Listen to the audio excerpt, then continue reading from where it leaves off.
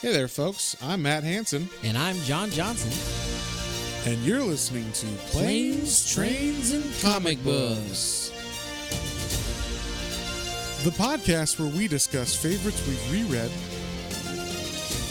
both classic and new comics we want to read, and everything else in between. And here's the comic we picked this week. Hey there, everybody. Welcome back to another episode of Planes, Trains, and Comic Books. This week is also a little bit different, if you might notice. John is also going to be away on a different mic this time, so we're Zooming it this week. Say hi, John. Hey, guys. We had family, and then we had a COVID scare, so I can't get tested because of the holidays until Monday. So just to be safe, Woo! we're keep it separated. Anyway, that's all. Hey, don't get us copyright struck already for this. Oh, I'm sorry. Yeah, we're gonna demonetize on YouTube for this. So if you keep singing. Anyway, this week we are reading Battlepug by Mike Norton, which was a listener request who was one of our tier members on our coffee support page. Shout out to Otaku Mike. Otaku Mike, shout out. So he became a member on our blue and gold tier, and on that tier you can suggest whatever you want us to read, and I guess maybe barring some certain things we will read it. So I don't know what could potentially be on the not read list, but some weird hentai or maybe some snuff comic or something. yeah. Some underground snuff comic. I don't know what it would who be. Who knows? But in general. So he requested this, so we're reading it. And John, you had read this before, right? Or you had read some of it. Yeah, I had read the first 3 or 4 issues, so I had a little bit of story. Yeah, full disclosure, I'm a big pug fan. I like pugs. They're adorable. I know they come with a lot of health issues, and there's a lot of things that are bred throughout, but they're cute dogs. Anyway, but Matt had seen this randomly when he went out comic book shopping, and he was so nice to pick me up a copy, and then it kept a few going, and I liked it. It was fun. It's like Conan, but he has a pug instead of like a horse to ride on. Yeah, as a companion. So that was my intrigue with it. Was like, oh, it looks like from the cover. Should just say it looks like Conan the Barbarian on top of a giant pug as like his steed, and his war giant steed. Pug. Yeah, it's like the big cat in I'm not Highlander. The cartoon. What's the cartoon with the He-Man? There you go. Wow. Oh, I was like, I have no idea what you're talking about. So he's got the big cat he rides. Okay, I never. That's what it made me think of. Never watched it. So. I was gonna say Princess Mononoke because she rides on big wolves or whatever. There you go. So yeah, but Anyway, so this was the compendium actually, which is the complete adventures, I guess, of Battlepug. I think you mean the compugnium. I'm sorry, compugnium. My bad. I just you read a word, your brain says what it is without even fixes it to the correct way. Exactly, it auto corrects for you. So this is the Compendium, and like we said, it's by Mike Norton, and I think this was originally like a web comic or something that he was putting out, and then it got popular, and he eventually brought it to Image and then printed it. And the cool thing about this is if you buy it in actual hardcover form, it's like a widescreen comic, so it's like super wide, like each page is a double page spread kind of thing. Just like 300 is. So yeah, it feels very epic and is actually quite enjoyable to read like that, just because it's so easy to read each page. There's no like tiny panels. It's all like giant scale stuff. So yeah, which and with the giant pugs, right? Exactly. I was gonna say with this being like a grandiose kind of like epic battles and on the plains and whatever running around, like it fits really well with this. So. Right. So this comes in chapters. So the first chapter is called Blood and Drool, of course. And we start off with, okay, John's going to have to help me with the names here because I don't remember anybody's names in this except, actually, no, I don't remember anyone's names in this. I was like, except the naked lady. Yeah, there is a naked lady that we start off with, and she's in like a palace somewhere, and she's naked on her bed in like the tallest tower, and she's talking to her two dogs. What are their names? Colfax. So Colfax is a Frenchie, and Mingo is the pug. Yes. And these animals also talk. So right away you're like, okay, like there's definitely something different about this this place. Yeah. I got half naked or full naked ladies. I mean, I don't know. We were kind of talking about this a little offhand, like who this comic is like kind of like pointed towards is a little in the muddy water, because there's it never really shows anything explicitly, but like you see a butt. Like you see a butt every now I guess and then, you see a butt, but like it's still like it gets right on the edge of like risque in some of the, especially drawings, sometimes jokes, but then there's like there's some kiddie humor, and then it's got some talking animals, and so I don't know, it's a little, but it was fun. It's fun. So yeah, I felt by the time I got to the end of it that it all made sense, and I would give this to like a teenager probably. Like I'd say if you were in high school or maybe like late middle school, it would be fine to read or whatever. Like for most parents, I would think, unless your parents are just like whatever, read whatever you want. And so you're a 5-year-old, read this. Here you go. It's got dogs on it. but yeah, so she is is like going to tell these dogs the story of the warrior and Battlepug. And so we begin many years ago. It says there's like I don't know, a faraway tribe, one of the snow tribes, she says, in Kinmundian is the name of the area. And there's like a little boy and his mom, and they kind of look like Inuits or something, or like Eskimo people, where they live in like icy areas, and they have like little kind of igloo shaped huts, and made of skins and whatnot. And we see the father of this family is very like, this child is like not, this boy is weak or whatever because he plays with dolls. He doesn't want to go hunting with his dad, but the mom kind of like protects him or whatever. Yeah, why does he wants to spend all this time with his mom? Well, he can do that. We're going off to hunt. Yeah, and when they go off to hunt, a giant seal attacks. Like when I say giant, I mean like Godzilla level, kaiju white seal. So seabird. Yeah, it's like it's like a baby seal, that is like the size of like like a Godzilla or something. Yeah, it attacks and it tears apart the whole village, kills everybody except. Mind you, it looks adorable the entire time it's doing this. Right? Yeah, it's just and like murdering everybody, and it kills everybody except the little boy, and then the little boy like finds a piece of wood, and he's floating in the freezing water, and he looks up and he sees a man riding a tiger with a saber-tooth helmet, or saber-tooth tiger skull for a helmet. He's got 3 scratches on his arm, and on his face, and he knows that is the man who destroyed my village and killed my mother. So that's all he cares about, revenge. So then the boy is like, he falls asleep in the snow, or I guess from like, freezing and whatnot. He's got hypothermia. He's going to die, but he is found by some elves who are natives of a place called Winterland. And basically it's Santa's elves. Yeah, it looks like it's going to be all sweet. Like they're very holiday-esque colors, greens and reds. And then they take him to this like, workshop, and it looks like there's like candy canes, and like it looks kind of pretty all around.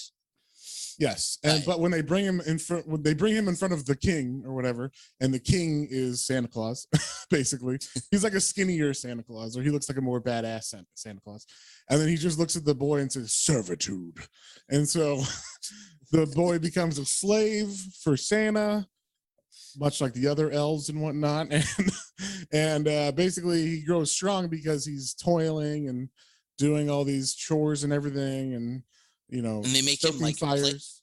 He plays in like reindeer games, kind of. It's like they have like gladiator reindeer kind games of fights. I would. That's what I call. That's what I would call them. Okay. Yeah, reindeer games if they murdered each other. Yeah. So like real reindeer games where they're like fighting for, the dough and they stab each other with their antlers and whatnot. So but yeah, so basically he becomes like a gladiator for the king or whatever. And that's how he grows big and strong. And he is set free eventually by the king. I can't remember why. Why does he get set? Well, I guess outside of there's like an elf village and then like the main castle where Santa lives, and the village gets attacked by a older seal, and he's like, oh, what are we gonna do? Like all of these elves died, and so the little kid, well, the grown up now, he's like, oh yeah, he's like full grown now. He's probably like in his 20s now.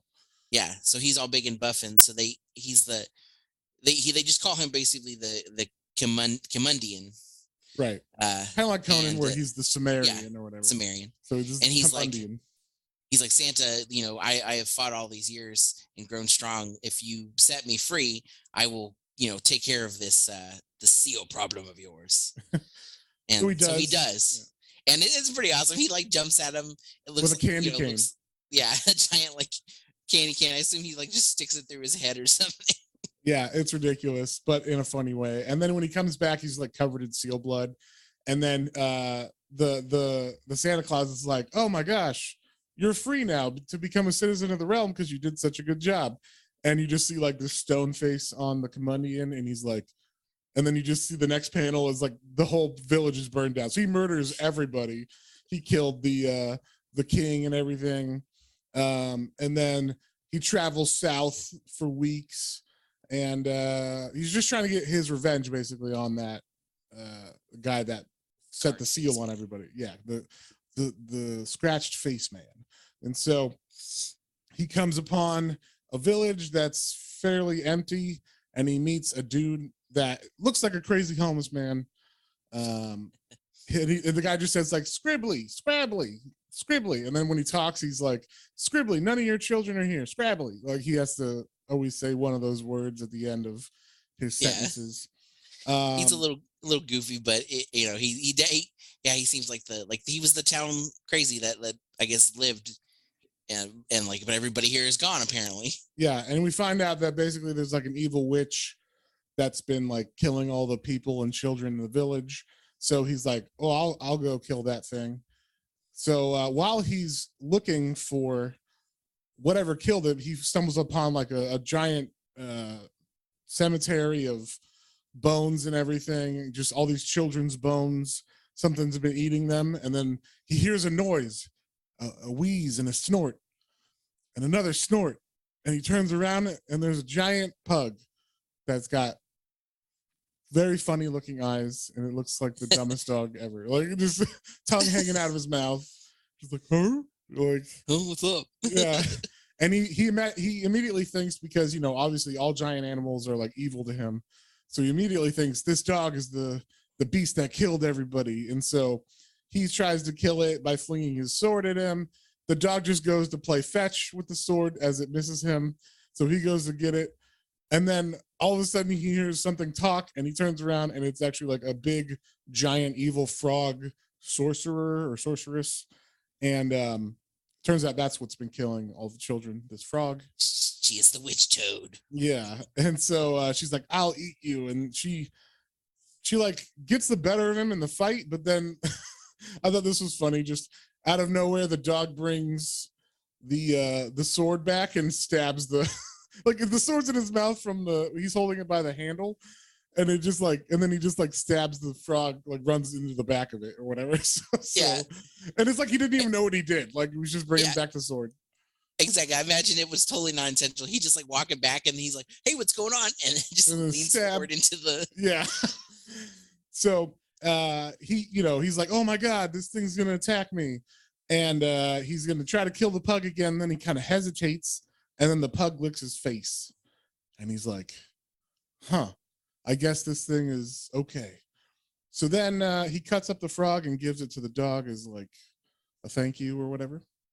And then, so now we have the pug with the Kinmundian and or the Kinmundian, yeah. Mundian, I guess, yeah. And Scribbly is what they call him, the old man from the town, and they're kind of like buddies now. They're going to be travelers together, basically. And Scrabbly tells him about, I guess, the concept of like the magic in this world, where there are, we'll call them like elemental people, where they can like control rocks or control plants or control beasts. So basically we find out that the man that they're looking for, the what was his name, his actual name, or do you remember? Yeah, I'm sorry, I have it. I just had a little forward. That's fine. He's like a beast master, basically. Yeah. When we come to it, we'll see him. But basically, yeah, he's looking for the man with the scratches on him. Catwolf. There you go. And Catwulf is how you spell his name. So Catwolf. He's like the most badass beast master ever. And it also turns out that one of the reasons why the pug likes our Kinmundian is that he is also a beast master. So the animals are drawn to him, even though he doesn't like the large animals. So now that we've been given that information, basically they're just going to find this guy. They go on their trip. They run into a couple people that are like, they have an evil look about them, but they're just like, oh, we have this chest, and we got stuck because there's this field of gophers, and they won't let us pass. And they're like, gophers? What are you talking about? And like, what are you doing out here? And they're like, oh, we're just walking, no problem, And but they look like toughs, like ruffians or whatever. Yeah. And Scribbly's like, what? Are you kidding me? Gophers? Like, what? Why are you scared of them? And then as he walks into the gopher field, all the gophers stick their heads up and then gather together in a giant gopher, I don't know, school or whatever, like monster. Yeah, it's weird. It's like, they all come together and form like a giant gopher kind of. It's like Voltron, a Voltron gopher. A Voltron gopher. There you go. And it starts to chase Scribbly. But this is also like, it's weird because I guess we didn't know yet that he was a beastmaster, that the Kinmundian was, but he walks into the field to try to fight the gophers as well, and they all just skitter away, no problem. Like, they don't try to kill him at all. And then he like walks towards this like Stonehenge kind of arrangement and touches one of the rocks, and a giant, I don't know if it's a gopher or guinea pig. Or if it's a gopher or a capybara. Yeah, it looks like a capybara. There you go. A giant capybara spirit, comes out of the thing and says, like, you. Yeah, it's like, you are like a warrior, a leader, an animal. Like you will if you seek a balance in nature, like you will be like empowered, and you will destroy who you want. But if you just go for revenge, like, it's going to be a problem. Like, you're going to die too, basically, in that fight. So you have to like try to create a balance, is what he tells him, and not just try to get revenge. And so that's like kind of the mission we get is that like, okay, now he's got like a spiritual mission too. Not just a revenge mission, but it's like, okay. Yes, he must find the balance within all. Basically the balance within the rocks, the plants, and the animals. Like, that's the main three triangle of balance. Exactly. And so they go to this kingdom, and before they do that, they actually do end up fighting those toughs, because it turns out they were stealing a box from a kingdom, right? Like, something very they go to the kingdom and they find out, oh no, something was taken. So they're like, help us, and like, we'll help you on your quest too. So he goes back. He doesn't know what's in the box. He just knows something's stolen. So the Kinmundian goes back and they starts fighting them all, and the pug helps. The pug hits heads with one of the really big guys. Like, they run at each other and smack heads at each other. I love that it actually doesn't knock out the pug. Yeah, the pug's kind of like, oh. The pug literally is like, poof, fall down. Like, but the guy also gets knocked out, so he does his job. But they break into the treasure chest, and they're expecting it to be like money and shit. And what they find is a little girl. So it turns out Catwolf paid these ruffians to steal this little girl from, and she's also the princess, I should say, of this kingdom. Yes, her name is B-Y or Bryony. They said, the one guy says, like, is that like Brian? And she's like, no, it's like Bryony, I guess. Brian. Is how you would pronounce it? Bryony? Bryony is what I thought it was. Like Brian. Maybe Brian. I wasn't 100% how to pronounce it. So yeah. It's like Bryony is what I thought it was. So they talk to her, and it turns out she is a plant mage.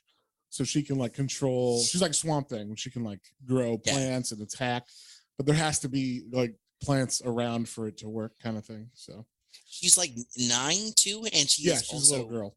Crazy foul mouthed. Like on the page, it puts a black bar over curse words, and every time she speaks, she has several in her word bubbles. Yeah, she introduces herself by saying like, "My name is Bryony, you old beep." Like she just swears all the time, but she loves the pug, of course. So like they're pretty tight right away. She even explains like my name, because one of the guys is like, did she say her name was Brian? Like Scribbly's like Brian, and she's like, no, it's Brian with a Y, Bryony. So yeah. They explain how her name's pronounced, I guess. but yeah, so they're bringing her back to the castle where I guess the name of it is called Leamhan. Is that how it's pronounced? Leamhan, yeah. And so that's the kingdom or the castle that she was taken from. And by the time they get back, it's burned down. Turns out Catwolf sent people to like kill everybody there, burn the place down. And I guess so they killed her dad. So they fight these ruffians that were there to kill everybody. And all of a sudden, while they're fighting, there's like a small army, like maybe a battalion or something, or a couple platoons maybe of people there. And so they're kind of outmatched. And then all of a sudden, this woman comes out, and her name's Black Sasha, which I was like, it's like Red Sonja, but like Black Sasha. She's black, but they don't call her Black Sasha because she's black. They call her Black Sasha because she's so badass or whatever. Like she's I don't know what did they say? It was because of something like she just. Oh, isn't it because she like burned a town or something like that? I think she took something down to like rubble and dust. So it's like the black as the earth or something. Yeah.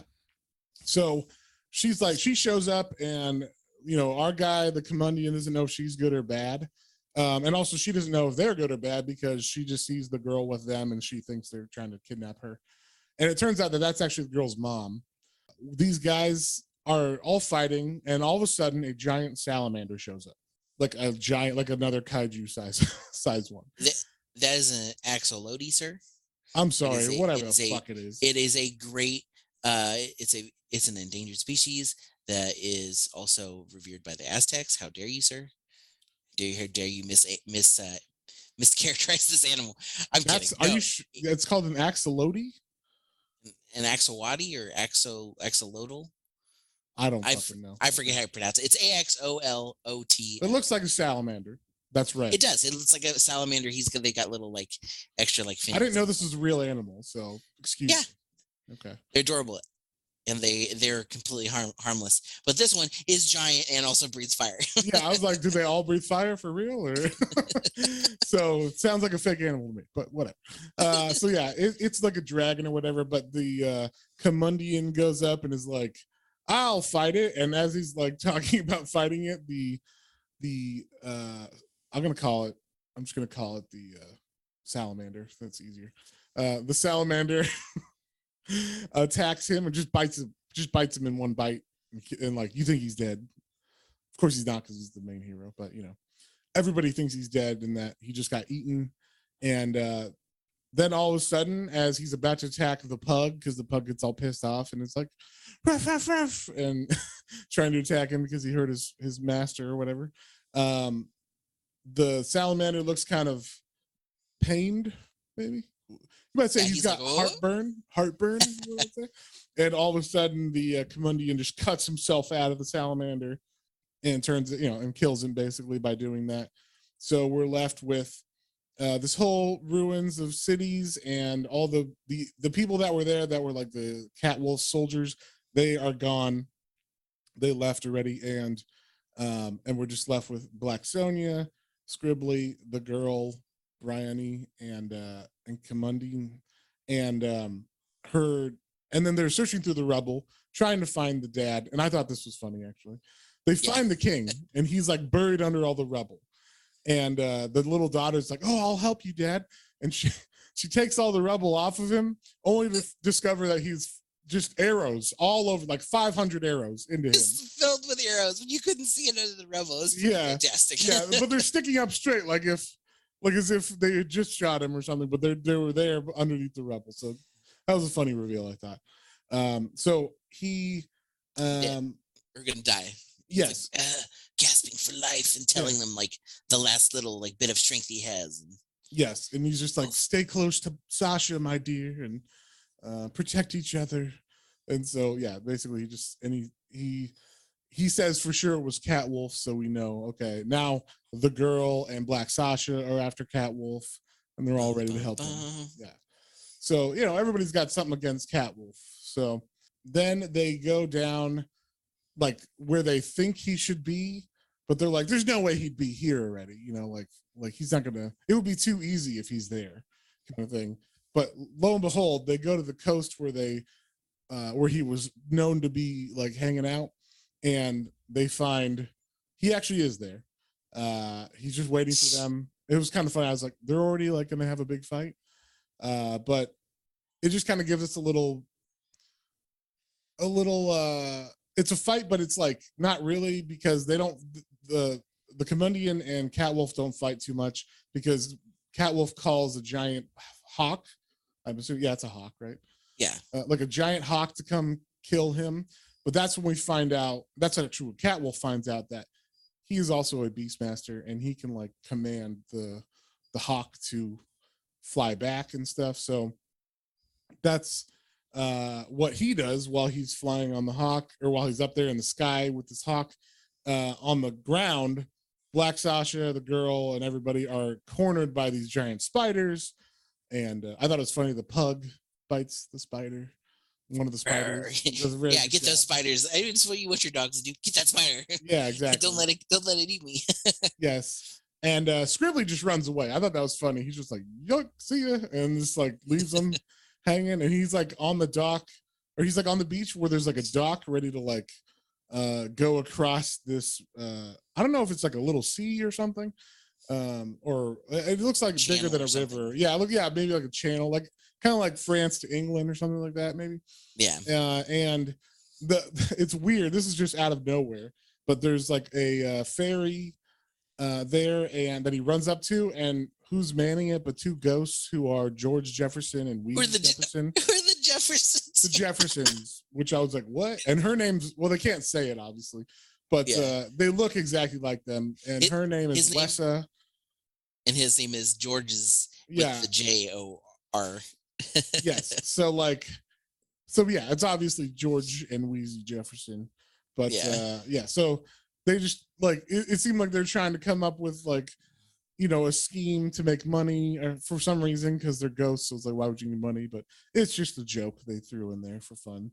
So while they're running away from the spiders, they're actually able to make it to this ferry, and they go, and they're like, "Oh my God, I can't believe the Kinmundian's dead." And then they look up and they see the Falcon is with him, and Cat Wolf is on the Falcon too, because in the meantime he had like commanded the hawk to try to get Cat Wolf, and then Cat Wolf jumped on the hawk. So they're literally having a sword fight on the hawk, which is pretty crazy. And the Kinmundian, he hates these giant animals. So like while they're on this thing, Cat Wolf's like, "Haha, you can't fight me with regular weapons because I have the best weapons of all, these giant beasts." And the Kinmundian's like, "Well, I hate these giant beasts." And he stabs the bird in the head and kills it. Yeah. And then the bird falls out of the sky, and they fall into the ocean. And this is the only thing I was like, how far did that dog fucking jump? Because they left Battlepug to fight the spiders. And it says with large eyes bulging. And then he jumps and catches the Kinmundian out of the air before he hits the water. But unlucky for him, pugs can't swim. Which they should let Milo and Otis know that.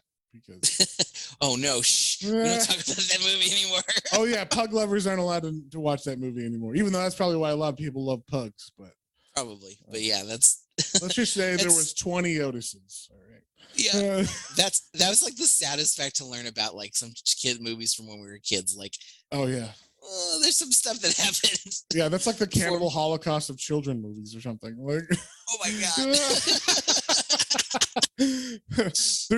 Let's just say there was no PETA warning or whatever that said, no animals were harmed in the making of this movie or whatever. Like there's nothing like that at the end of Milo and Otis. So nope. If that's a favorite childhood movie, just know that. Just keep it there and don't ever revisit it or look up anything on it. Yeah. So basically they fall in the water, the pug and the Kinmundian, and Kinmundian's kind of passed out. And they kind of like drown-ish, but the Kinmundian has another vision, and this time it's a manatee spirit that like comes out and is like we told you, like if you only go for revenge, like you will die too. Like you need to consider the balance. You got to put aside your hatred and like the simple beast, they say. And then, they're talking about the pug. But like that was like B is the simple beast. Yes, that was like a warning or whatever. But and then of course the cat wolf doesn't die. He gets some dolphins and he rides away like they're skis or something. It was funny. But yeah, so cat wolf is about to attack the raft that everybody's on, the ferry, and out of nowhere comes the pug and the Kinmundian on a giant whale.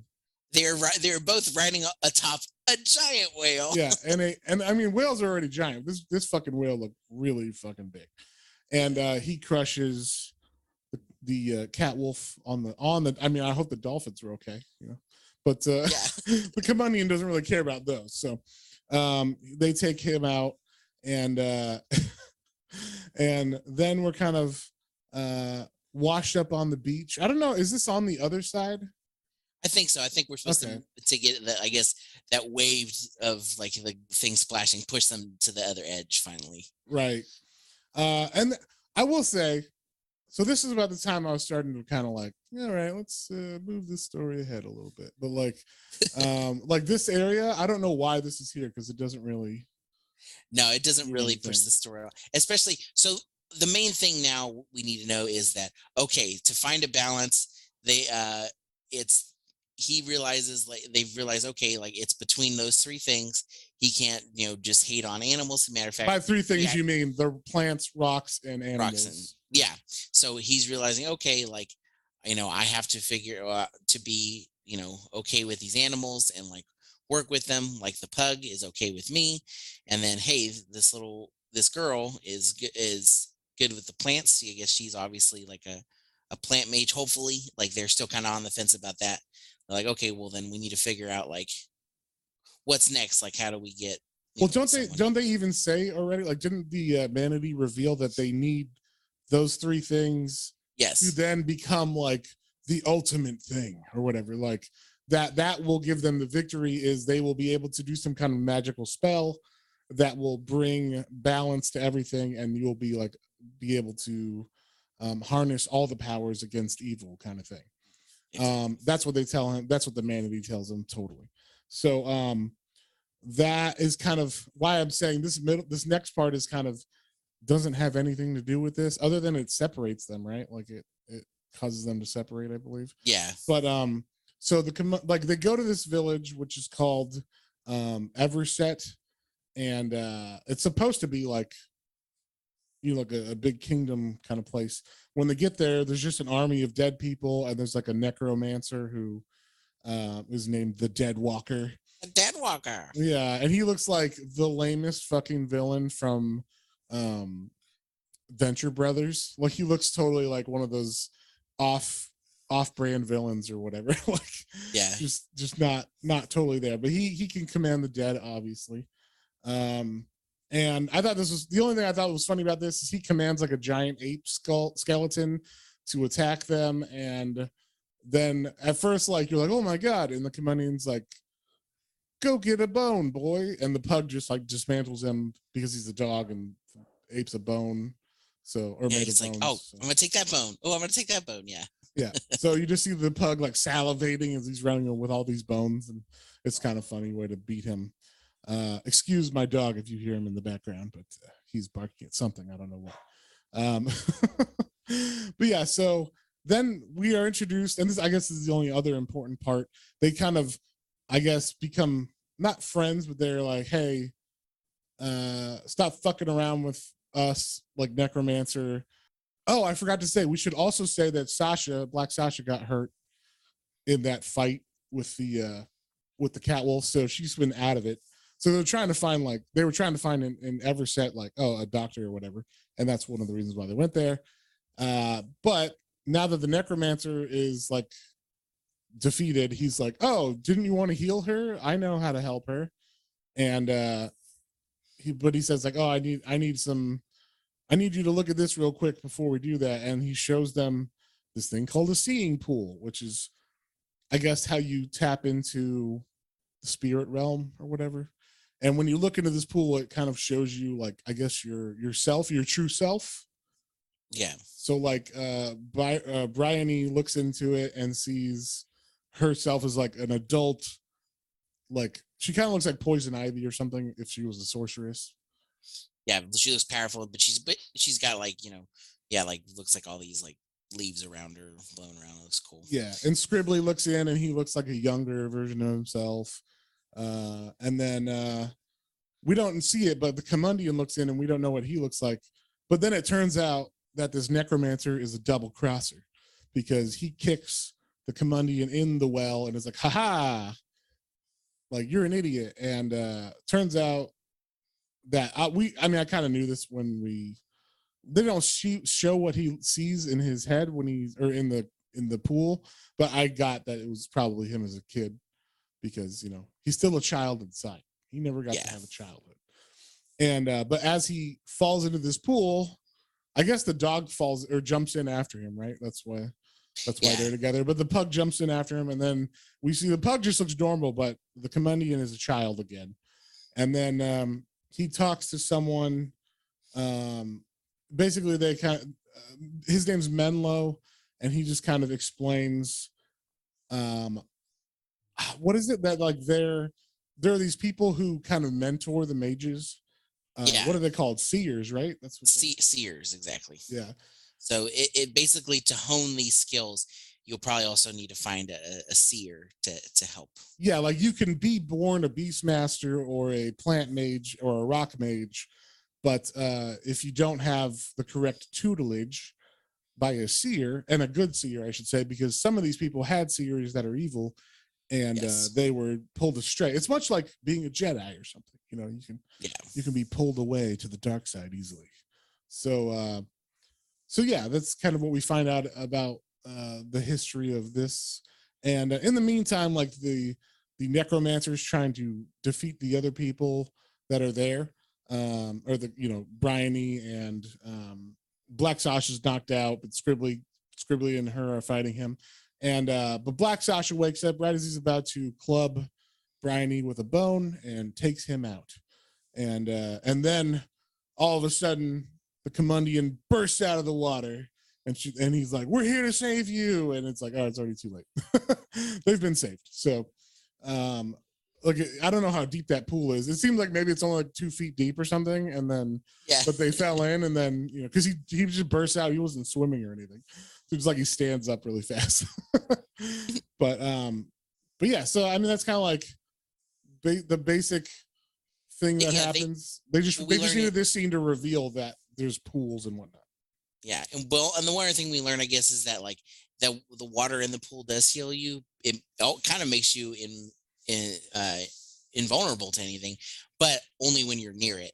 So there's a weird thing that happens. So like the cat wolf has people come attack them. I guess he realizes they're there, and there's like giant mole rats that come. Yeah. And so because Sasha has been healed, she's like, well, I'm invincible basically now. So you guys go, and I'll hold them off here. I'll keep them like at bay and hold them off here, since I can fight all of these creatures and people now. Yeah. So yeah, everybody else goes. Scribbly, the pug, which I forgot we didn't mention that Byron named him Sprinkles. Oh yes, of course. Well, what Yeah, else are you gonna name a pug? What else? Yeah, and the the Kinmundian. So they write off to now basically figure out how they can make the rock, the root, and the claw. Those are the three: the beast, Yes. the plants, and then the rocks. Like how they can become one and bring them together and Yes. become Voltron or whatever.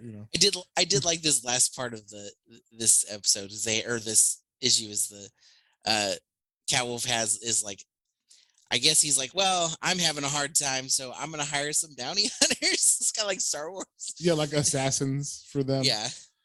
So and it's like this like rogues gallery of these like weird looking people.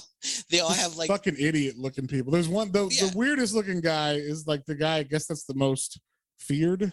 I can't remember what his name is right now, but he is a man with cats all around him, and a cat tied to his head, and basically he's a controller of cat. He's like a beastmaster but of cats. And I think his name's something like Mr. Scratchy or something like that. Like, it's super lame. It's silly. But yeah, so I thought this was funny. I've never had a pug. Have you ever owned a pug, John? I've never owned a pug, but Okay. I've had dogs do this roly thing too. Yeah, there's a silly moment while they're riding on the pug in this next issue, and I guess pugs take shits and then rub all in them, because that's what this pug does. He takes a big dump and then he starts rubbing. I've had dogs that like to rub in like things that smell bad, like dead, like a dead animal or something. So Right. It's unfortunate. Sometimes some of your pets are like, oh, well, that smells nice. I think I'm gonna get a fresh fresh scent going on here. Yeah. So that was funny, but that was kind of a distraction because they end up getting jumped by a couple ruffians that recognize, or do they recognize Scribbly, or do they just like allude that they're working for some pirate master that Scribbly used to be the pirate king or whatever or something? So I think so. Basically, yeah, they're like, there's a pirate named Callistus, and they're like, he looks like, that guy looks familiar, like he used to be part of the team or something. Yeah, and so they jump them. Yeah, and then they try to kidnap Bryony because they're like, oh, a mage. Catwolf said that he's looking for all these mages because he's basically trying to kill off all the mages so that he will be the last mage and the most powerful one. It's basically Highlander. Like, there can be only one. And it's well, I was gonna say, Catwolf definitely has the look of the Kurgan. The Kurgan.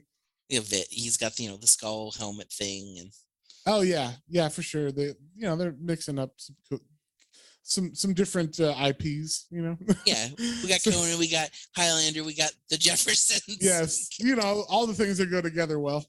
But they try to kidnap Bryony, but she I guess they didn't realize that she can control plants without her mouth, because they're trying to like knock her out with maybe some kind of tincture or whatever, like if it was, what's that stuff called? You put on chloroform. There you go. Yeah. But whatever they have for that here, a sleeping potion. Medieval chloroform. Yeah. And they put it on a cloth. They put it over her mouth, but she's able to get a tree to attack them as she's about to pass out. And then we meet this other guy who I guess. Oh wait, was he the guy that made the plants? Oh yeah, I guess. Oh yeah, no, he's the one that. Yeah, they think it's her, but it's actually there's another plant mage guy that comes in, and his name is Layman. He's like Gandalf the fruity brown. He say fruity because he's got like his staff looks like a cornucopia, but like it's a staff, so it goes really far down. And it's got a bunch of fruit in it. So basically they go back with Layman to his place, and they're going to go to the pirate village, but first they talk to, he has like another kind of vision, but they all see it. Oh They yeah, talk like a to turtle, right? Like a big turtle. Yeah, it's like an all-seeing giant turtle, and he's like, I told you basically, we've all been trying to tell you, you must, follow this right path. But this is where they also kind of get like, you have to like help this child too, because we have to find a balance, and she has to understand her part in this too.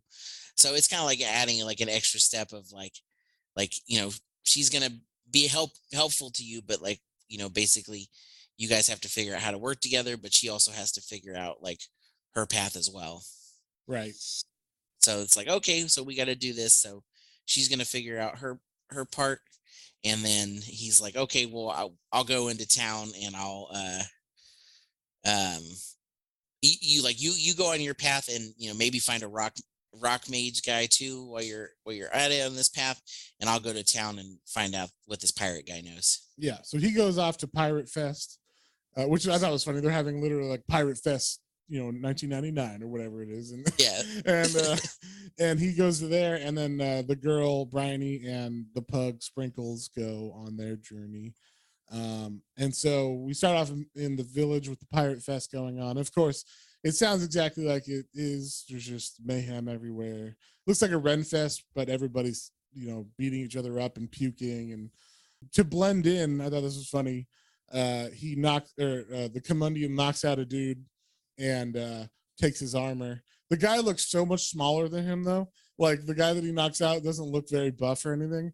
And then when he's wearing it, everything's super tight on him, which I thought was funny. Like he's crammed himself in these clothes and this helmet and everything. So, but he looks kind of like Conan-ish in this garb a little bit.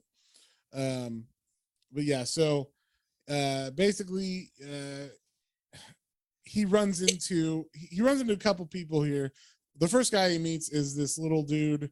I don't remember what Jangles, right? Jangles the Lesser. Jangles. And Jangles, is that or Jangles? Jangles. Jangles. Okay. Yeah, like Mr. Bojangles, but just Jangles. Yeah, and he's a very tiny man that's in a suit of armor that apparently gives him like he's immortal and indestructible, but trapped in this armor. And then this is where the Kinmundian runs into some of those assassins that Catwolf hired, and they basically start fighting them. But the Kinmundian gets taken out, and then we cut to. Oh, it also seems like Scribbly was there. He had previously gotten separated. Is that what happened? I don't remember. Yeah, he was, because I guess the group thought they knew him, but I guess maybe got freaked out, and so he ran off. Again, he's run off a couple of times. So yeah, he does that. So he ran away when the ruffians got them in the forest, but he ran to this pirate city, and it turns out, like we said, he was a pirate, the king of pirates or whatever, but he's like undercover now, and he had given up his mantle. And so then we cut to Mr. Sprinkles and Bryony. They are on the mountain, and she's looking for a rock mage, and then she stubs her toe on a rock, and it's like, stupid rock. And then it talks back to her because she's like, blank, stupid blank, piece of rocks, blank, like, she's swearing. And the rock's like, excuse you, like, what a mouth you have on you. And then as she's talking to this rock, we turn around because she hears someone talking to her, and it is the what's his name? The Eviscerator is the name of him. No. That's right. I'm sorry. Yes. His name is Count Flufferton B. Schmoodadiddle. This is where I was like, oh my lord, that's ridiculous. Schmoodadiddly? There you go. Schmoodadiddly? Yeah, but the Eviscerator is the cat's name. This one cat. Yeah. So there's a little cat that he holds in his hands, and that's the Eviscerator. And this dude is just, I guess, the man who carries around the Eviscerator. So they laugh at him, but it seems at first that he's obviously an assassin for a reason, even though he looks ridiculous. And the cat attacks, and then horribly starts mauling Layman, who's with her. And then they cut away, and we cut to back to the pirate village where Kinmundian has been captured by the pirates, and I don't know, they're just trying to like figure out if they're going to take him to Catwolf, right? That's what that's what they want to do. But then Scribbly's like, let him go. I'm Callistus, right? That's his name? Callistus? Yeah, he says, I'm Callistus. I just been undercover because he wants Catwolf dead too, because Catwolf killed a bunch of his people, but like, I don't know, he's still like, unsure of him as well. Yeah. And then we cut back to the cat guy, the eviscerator, and Flufferton, I guess his name. the man who holds the cats.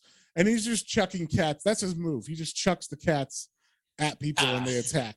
So Layman is just getting attacked. The pug is getting attacked. The little girl's getting attacked, Bryony, and she's actually, even though they're on a mountain, she finds one plant root and taps into it, and then it attacks the cats. And then all of a sudden, the rock that she was talking to, turns out it's like I don't know if it's a hat or if it's the head of this dude. I think it's a hat because it looks like he's got a little string tied under his chin. Okay, you're right. So this rock bursts out, and it's actually a man with a rock hat on. And turns out he's a rock mage, of course, and he was meditating. And he says he's meditating because he gets angry.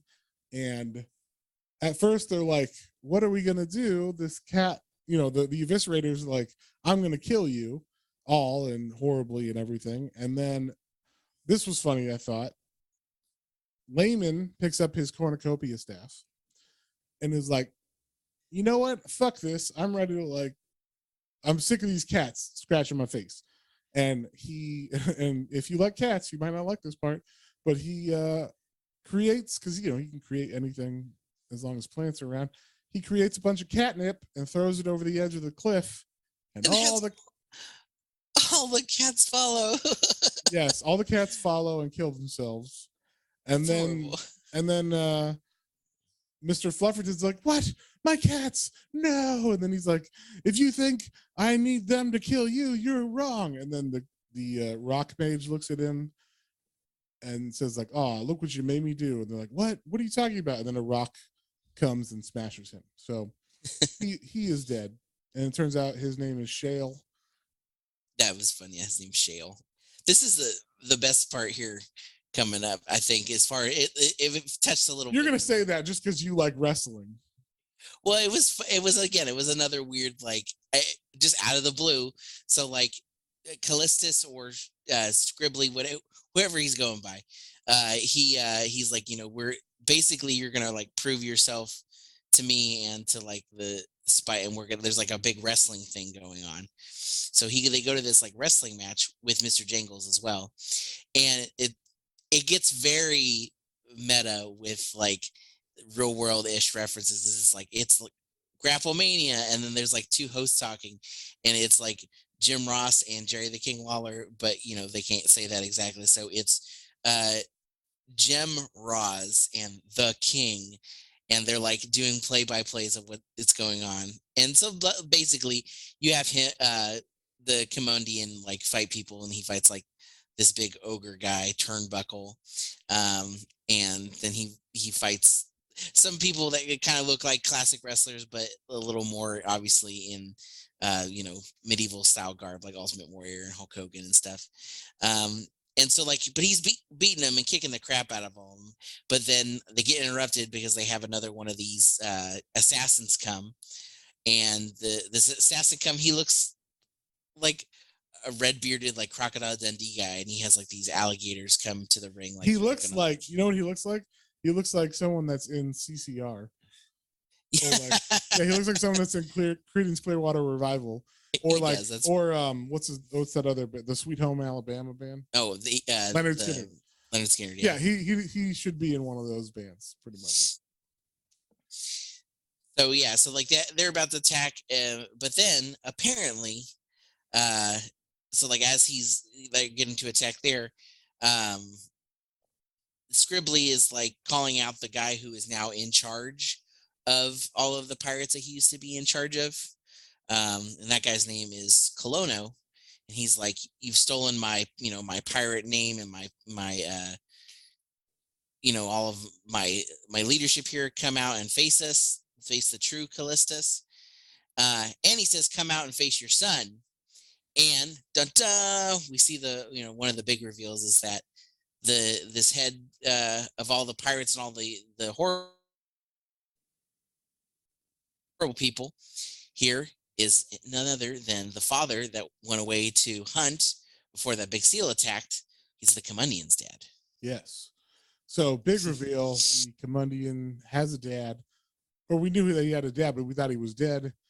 Yeah. He was not. He apparently survived, and he was a dick anyway when he was a kid, so now he doesn't give a fuck about his son either. And the Kinmundian gets so mad about this that he takes the little, what's his name? The little guy? Oh, Jangles. Yeah, he takes him and like whips him around. Yeah, and just beats the shit out of the CCR looking dude and all and the beasts gators. And his gators that he sicked on him. And but they are captured in the end and left because Catwolf said, or no, he's not working for Catwolf, right? He's trying to get power from Catwolf too, right? Yeah. Okay, so yeah, the dad, he's like another like big dude that's trying to take over as much as he can. And yeah, I think basically he'll be like, yeah, Catwolf and I like have an understanding. Like, I'm not gonna like, I'll probably kill him eventually too, but like for now, like, yeah, this is how it's gonna be because these assassins are here and they only want you, so they're not gonna mess with me. Like, we're gonna take you guys out. Right. And so they bring them, and when I say them, I mean Scribbly and the Kinmundian, and they tie them to a rock to be killed by birds and whatnot. And we just get a little reveal about how everything happened, like how the dad survived and all this stuff. He tells them. But when he's talking, the Kinmundian is like, "Oh, look, the birds are here for their dinner." And the Kinmundian's like, "Oh, I know."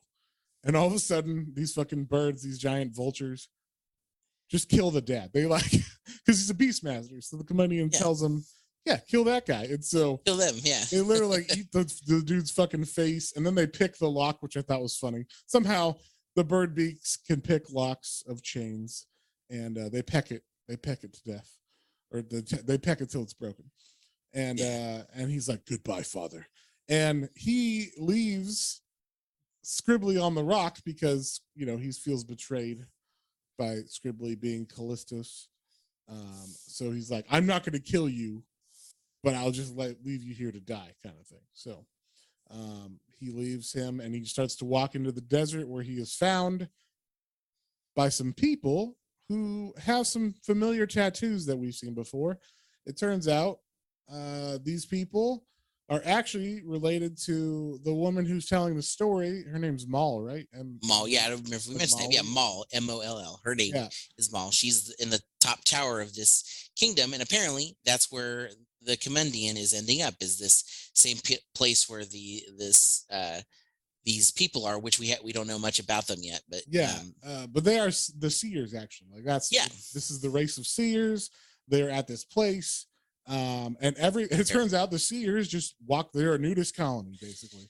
Yep. They walk around naked, which, the Kinmundian wakes up in this like weird rock room and is greeted by a very naked woman who's like, "Hi, I'm Larota, and we walk around naked all the time." So she introduces him to the city of Metamora, where these Seers live, and that's where Menlo is from. Yeah, and that's where Menlo, who was in the fountain or the visions. Pool or whatever, the vision pool. Basically, he's the guy that's been giving him all the visions about like how to keep balance of powers and all that stuff. And they also saved Scribbly as well. Like they pulled him for the rock while they were over there. So that's basically like what they set up that, okay, they're at this place. There's a pool there. They find out a little history of there was a man who tried to be the seer for Catwolf and actually this dude was evil, and his name was Zern, and he basically helped Catwolf get all this power, but then he also was corrupted and became evil too. Yes. So in the meantime, Catwolf is actually going to attack what that city, right? Meta, Yeah. whatever it's called, Metamora.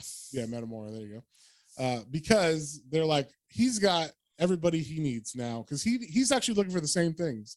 They don't ever say this until the end, but he's actually looking for the same things, which is why he was collecting mages. He needs a plant mage, he needs a rock mage, and then he's the beast mage, and then they need a seer pool to do the Voltron, but they're going to do an evil Voltron. So so they're trying to do that, and he finally is like, wait a second, instead of trying to go to that pool all the way back there, why don't we just go to Metamora, which is much closer, and there's a pool there. So they're all supposed to meet in the same spot that the Kinmundian is, but no one knows the Kinmundian's there. And and then in the meantime, the little girl, Bryony, and I always want to say Brienne or whatever from Game of Thrones, whatever. Game of Thrones, yeah. Yeah. But the pug and Shale and everybody, all the people. There's so many fucking people now that we've met. And Mr. Jangles. Good. And Mr. Jangles. Yeah, there you go. That's the little guy's name. And Layman. They're all walking in the desert towards the city, and Cat Wolf meets them in the battlefield, and actually they are being attacked by, I think, the assassins, right? That's who are trying to attack them. Yeah. And so the assassins are going after them while Cat Wolf is attacking the city of naked people, and he's attacking the city of naked people with a giant koala. And the Kinmundian's like, oh, no problem. You guys got any big rocks? And then it cuts away. And then while the giant koala is attacking, you just see a giant rock on top of a ledge above this koala's head. And he pushes the rock and smashes the koala's head. And yeah, so he has a weird back and forth. Sometimes he's like, no, I will control the animals. And then sometimes it's like, I feel like, I guess it's because Cat Wolf is so powerful that he's like, well, maybe I can't, when Cat Wolf is there, I can't take over the animals, so we'll just kill it. Yeah, it just seems like, and also he doesn't like the animals, right? Yeah, that's kind of a thing that's been in his mind too. He just doesn't like the big animals, except the pug. And even that one, he's like, yeah, all right, I guess I'll be good since he's not tried to kill me yet. But I thought this was funny. He just picks up, there's a whole army there, and Cat Wolf's like, what are you gonna do? There's so many of us and not enough of you. And the Kinmundian's like, less talk, more rock. And he just jumps at them off the cliff with a bunch of rocks in his hands and just starts beating people with rocks, which I thought was funny. And yeah, they just have this big epic fight where actually the Cat Wolf has his giant cat, and he's tells the cat to jump on the Kinmundian, but the Kinmundian uses his powers to have the cat run away and buck up and throw Cat Wolf onto the ground. So then they have a big fight where Cat Wolf actually stabs the Kinmundian through the chest or gut upwards. So very, very mortal wound. But just in time, as he's dying on the ground, the pug and Bryony and what's the little guy's name again? Mr. Jangles. Mr. Jangles. See, there's too many names and they're all weird. I never remember who they are. But they all come running in. They all come running in, and as you're thinking, oh, they're gonna kill all these people, and then Cat Wolf's like, archers, and then as they're running, they just get all shot by arrows. You see the pug gets a bunch of arrows in his ass, which is funny. I thought it was funny also. They always show the pug's butthole. Yes. Whenever they show his butt, you got to see his butthole. So, and then Cat Wolf is doing, he's finally moving into the room with the pool, the seer pool, and he starts doing the magic, or he has it's his guy Zern, right? So Zern is his seer, the evil seer that trained him. So that seer starts doing some of the magic, but then it kind of turns out that he's evil, obviously. Yeah, and so he actually wants the power for himself. Yeah, so he's like, fuck you, Cat Wolf. I want it. And so he's doing the spell, and then he says, give me your power, and Cat Wolf's like, me. And so he ends up betraying him, And I don't remember how does the Kinmundian is able to pull It's pull Maul. the sword out, right? Yeah, and that's because of Menlo. Menlo like appears to him like Obi-Wan. He's like, I'm gonna give you one final gift.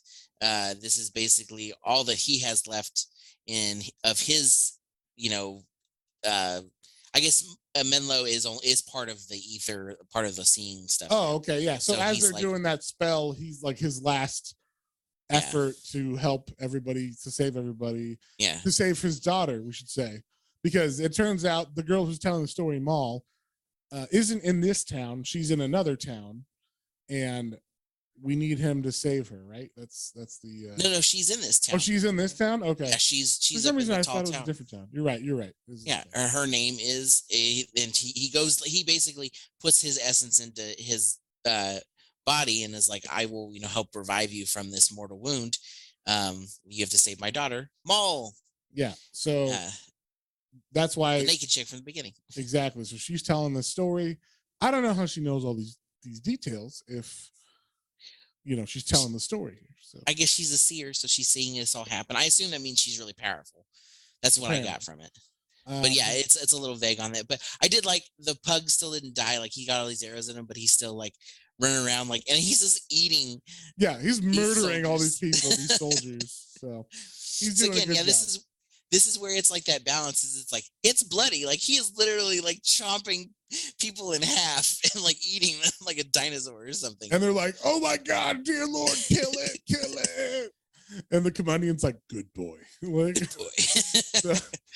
so yeah, so now that everybody's fighting with these soldiers, and then all of a sudden this giant monster bursts out, and it's Zern who's got this power of all the stuff together or whatever. Now, like it's his evil Voltron, we'll say.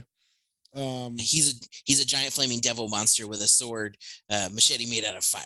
That's like I guess it's one thing that Maul had said at the beginning of the story, and one of the dogs is getting impatient for that creature to appear. Well, it does.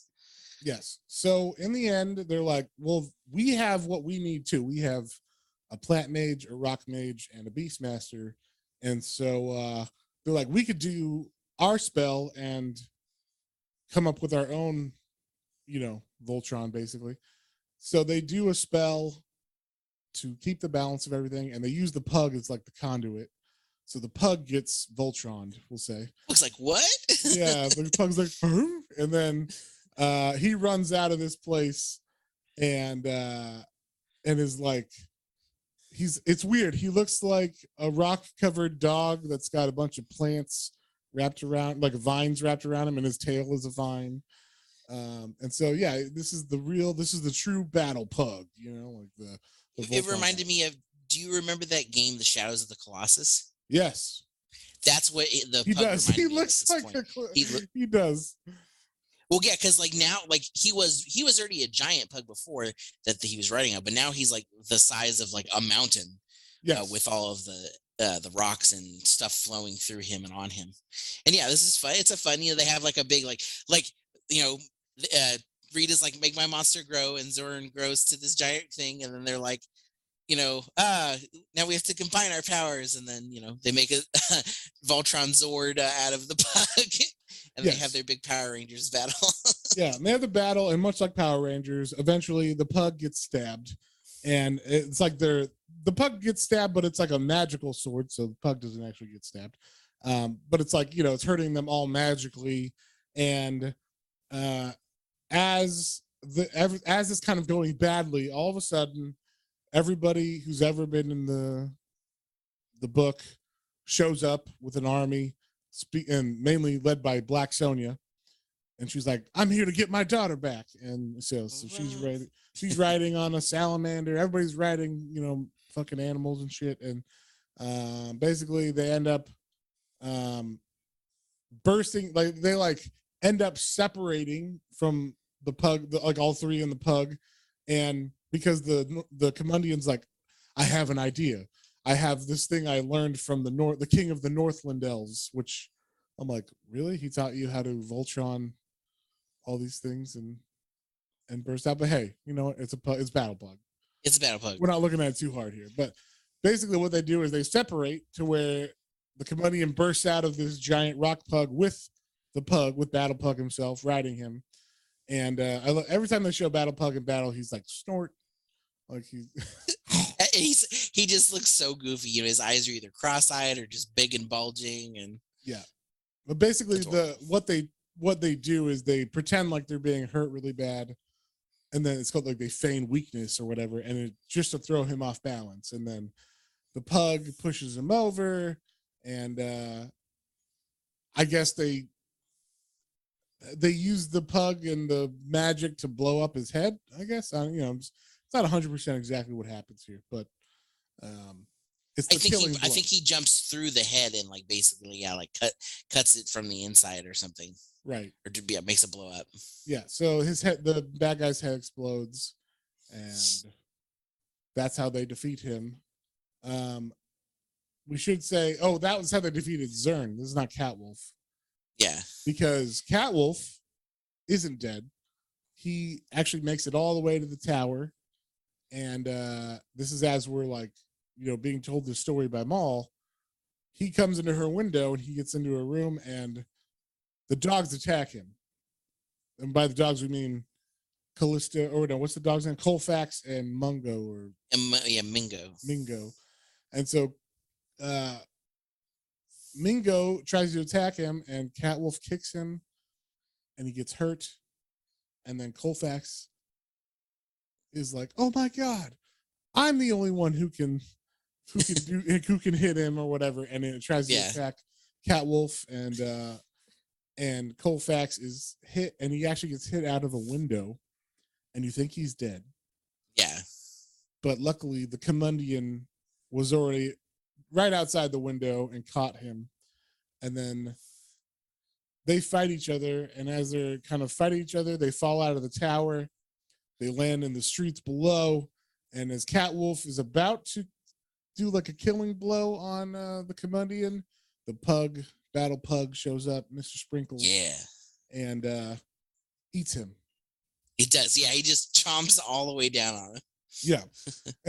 And he's like, "You think I can't command this beast?" And he says, like, I command you to rend him asunder. He's talking about the Kinmundian. He's talking to Battlepug.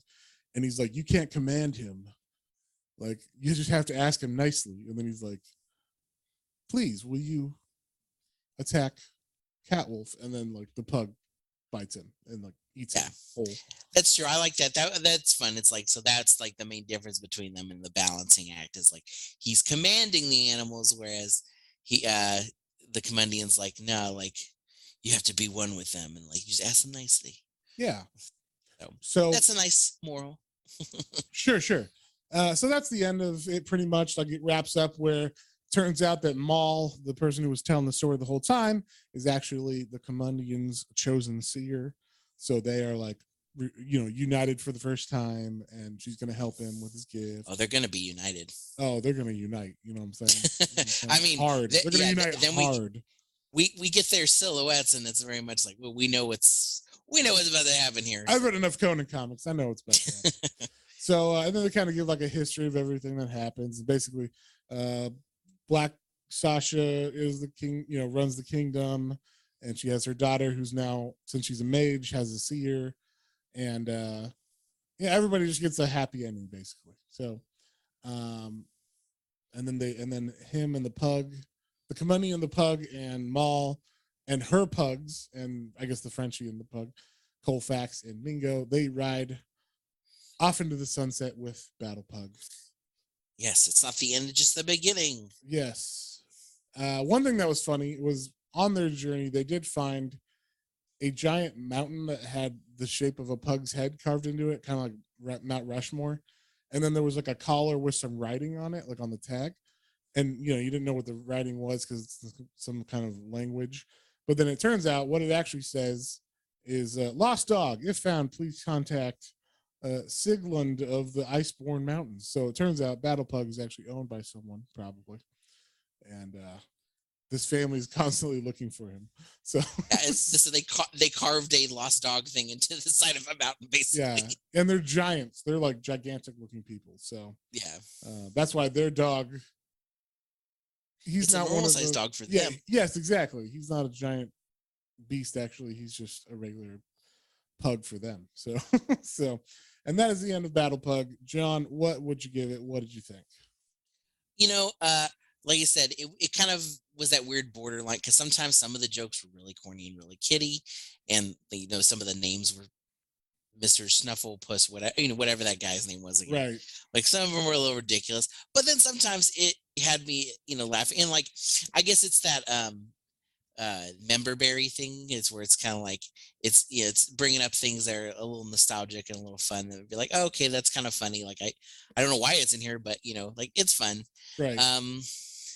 So I will say the main idea of this of that there's giant creatures, so there's like these beast masters, there's plant masters, and then people that control like the rock, the earth. I did like that, like the main core concept. That I know it's kind of been done before, but like I like the fit of it. I love any kind of animal story usually, and like the giant animals is fun. Is it kind of gives them a little more, like in Lord of the Rings, like that's at least like in the books it's a little more drawn out, but like especially in the movies, like it's just little tidbits here and there. But I like that we kind of got a little bit more of the animals in this and like their part in like the world, and like so they're not necessarily bad, but it's like about finding that balance and like not controlling them but like living with them. And so like that underlying story I liked, and that was fun. I like the Conan references. You've got me into Conan, so like the main character being that Conan-esque badass warrior was fun. And every time that like it was like focused on him and his stories with it, I loved like him being a slave and then like being free and then being like, oh yeah, I'm free, and burning the place down. Yeah. Him being like, like I don't need people, like I'm gonna do this on my own. But then the dog kind of like him like kind of being knocked down a peg and be like, okay, maybe this dog's cool. Okay, even though I don't like the big creatures, like maybe I'll work with him.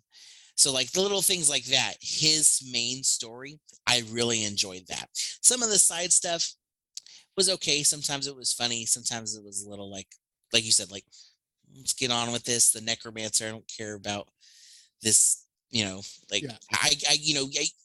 I get what we were getting to, but it seems a little more drawn out to get to the singing pool and stuff. But yeah, the necromancer and the pirate one, I was kind of like, all right, let's get to the main story. Like, yeah, like even like I like the wrestling part because I'm a fan of wrestling, but it definitely was like pulled out of nowhere in this story. I was like, okay, but overall, I like the story. It was fun. It could have been a little more concise, a little more. The Kinmundian could have been a little more, I think, drawn down. But overall, I liked it. I would probably give it a 6. Like it was fun. I had a good time with it. I'm a sucker for big animals and pugs in general, so they already pulled me in a little bit with that. But yeah, I liked it. The art is fun. Like the art was consistent all the way through, and bloodier than I expected it to be when it needed to. And yeah, and just on the border of seeing TNA when it needed to. So sure, it was fun. That's John's favorite part, actually. Like he gave an extra point for that, for the movie. Cool. So you gave it a 6. I think I'm gonna give it a 6 too. I did get bogged down a little bit in the with some of the side characters' stories, like Layman. I'm like, okay, why is this guy here? Then what's the one I can't even remember his name? The tiny one that's in with the wrestler. Jangles. And Jangles, yeah, there you go. See, I don't even care to remember what his name is because I just got so bogged down. It was like hard to get through some of those parts. But the main story overall, I thought was fun. I thought everything with the pug was funny. And yeah, just like you said, the main story overall was good. I did think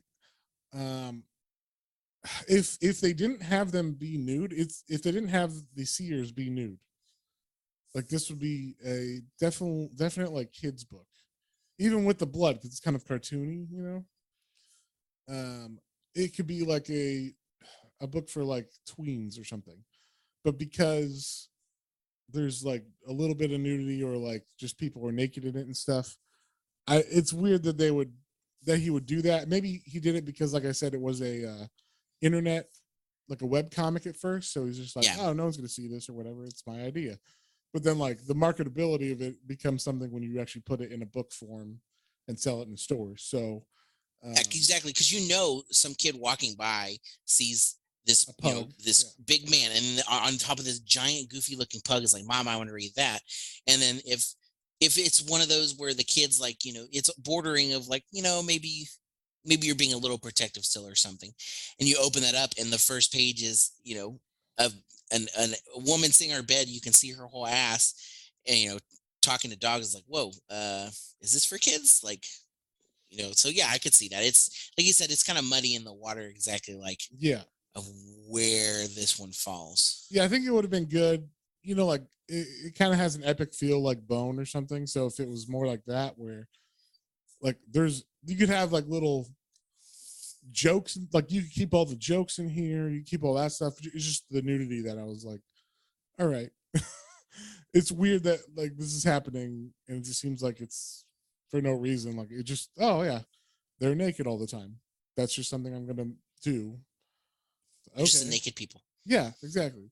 So I mean, that's my only like critique of the.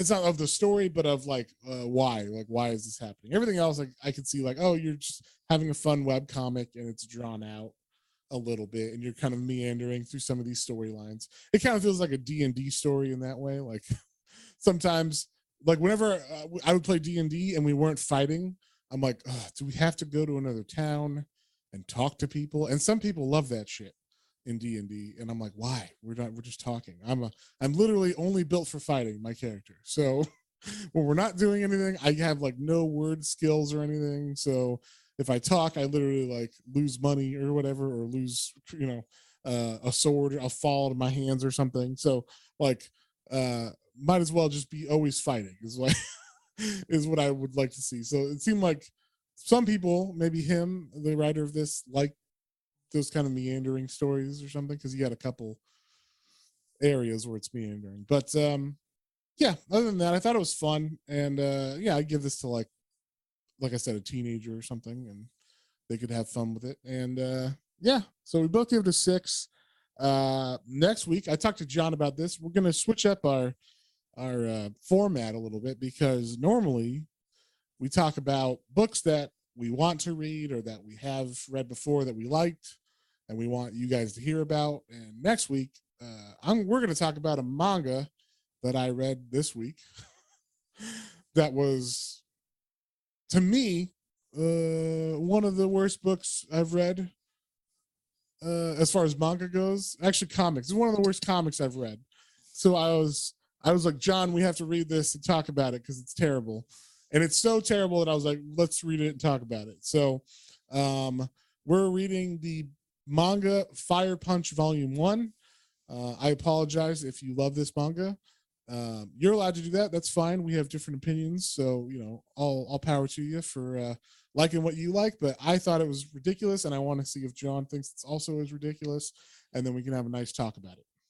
We'll caveat that is like one of Matt and I's earliest things was like that bonded us is we love watching really bad like cult movies. Like they're just so bad they're good. Yeah, like The Room or Samurai Cop or exactly. Showgirls. So when Matt said that he came across a comic like that, I was like, oh yeah, let's do that. I'm fine. Yeah, we don't have to always read the best stuff. Like I'm down for like so bad it's it's good. But I'll wait to judge because I don't know that yet. For sure, you might love it or something. So I don't know, but it would be at least fun to talk about, fun to discuss. And who knows, maybe this will become our thing, and we'll just have to find weird, so bad they're funny or horrible to talk about comics or something. So yeah. But if you guys like that, maybe that'll be another a special thing we'll do. Yeah, there's a couple that we could pick for sure that I've read. So, and I'm sure there's lots of comics and manga out there to do this too. So, with that being said, don't forget to support our coffee page if you feel like it and you like what you hear all the time, every week, all the content. We do really appreciate anybody who supports us, much like Otaku Mike, who decided to become a blue and gold tier member, and which is why we did Battlepug this week. So remember, if you want us to do something that you've been listening to our podcast forever and you're like, I can't believe they haven't fucking read this book. It's my favorite thing. We will read it. If you join one of our tiers, actually either of our tiers, you get to give us a suggestion. So, but I should say the second tier we have is if you like Matt's minis for Swamp Thing, definitely check out our other tier, which is Matt Minis Hellblazer. I'm reading through all the issues of Hellblazer. I'm on issue 4 now, and you get access to the whole archive on both YouTube and on MP3. And yeah, I'm just doing what I do with Swamp Thing, but I'm trying to read them in tandem with Swamp Thing because I think they overlap a little bit, at least at the beginning. So we're gonna, keep it going every week, and hopefully I'll get through all of those issues. Let's see, there's 300 of those, so in the next 5 years, we'll be finished with that. So so stick around, folks. So stick around. So lots to come, but and also with the new year, we're hoping if we get some more people donating and or becoming tier members, we are definitely looking to do some more things. I was thinking about doing a Spawn Matt's Minis. Also, we were talking about doing a extreme 90s comics like minis where me and John both talk about terrible 90s comics, or what are possibly terrible comics that are from the 90s. Those extreme comics that are laughably ridiculous looking, or storylines that we know are supposed to be bad from the 90s. We're going to read those and talk about them together in little mini formats. So yeah, might even we talked about doing some reactions too, like to some of those shows, like the Batman animated, or the X-Men show. Yeah, X-Men, Swamp Thing show, maybe. I don't know. We'll figure it out. We might put a poll up and see what you guys want to see. But we want to do these things. It definitely takes time and effort. So we will kind of hold off until we start seeing some traction on some of those other tiers that we have already, or more donations, like single donations or whatever. So be sure to check that out and support us if you would like to. It is at ko-fi.com/Planes, Trains, and Comic Books, all one word. And ko-fi is coffee for all you. So if you ever heard buy us a coffee, that's what they're talking about. So yeah, so if you guys would do that, we love you guys so much for all your support. Thank you, and thanks for listening, and we will see you guys on the next one. On the next one. Bye.